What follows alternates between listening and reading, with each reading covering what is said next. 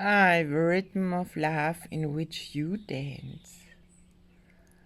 You know that everyone has his own symphony, his own tune, not your personality has that, but your true nature has that. I remember once an experience in Hamburg 15 years ago. I had many very weird outer world experience, but this was one of it. And it was so weird that I wrote my friend, and she came over to experience what I was experiencing, and she looked at me.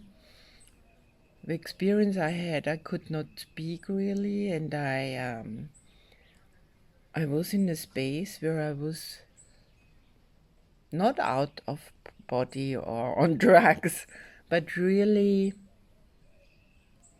totally out of this world, and at the same time totally being here and present. A lot, I mean, very strong presence. And she looked at me and she said, "Wow, it's the first time that I can see your true being, and I can even listen to your symphony. I can hear your frequency." I don't know, I was like, okay, good. Whatever. And of course, in tuning in, nothing was wrong. It was just a different experience. Nowadays, I'm 80% in this space actually. So now you do well to understand that you do not understand. You do well to accept what Jesus says without trying to understand it. For trying to understand it means conquering the thoughts and bringing it under your control and dominion. But a thought of God cannot be conquered, controlled, or dominated, for all thoughts of God must be free. Accept the freedom of God's thoughts without giving in to the temptation to question or understand them. By accepting this freedom, by expanding your trust and your innocence, you accept your freedom and your innocence. Accept your innocence.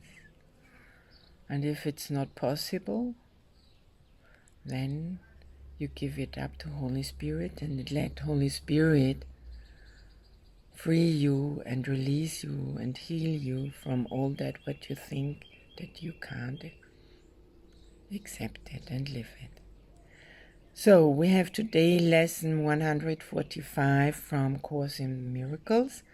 My mind holds only what I think with God. Today we review 129. Beyond this world, there is a world I want. You can re-listen to the whole thing on YouTube and on Instagram. And 130, it is impossible to see two worlds. There is only one world. You can be in your ego world, in the outer world, and then you are separated and limited and without God. And you can be in God's world, then you are free from your ego. Isn't that amazing?